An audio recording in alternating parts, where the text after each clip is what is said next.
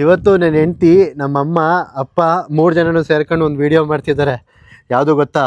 ನನಗೂ ಒಬ್ಬ ಗೆಳೆಯ ಬೇಕು, ನನಗೆ ಗೆಲ್ತಿ ಬೇಕು.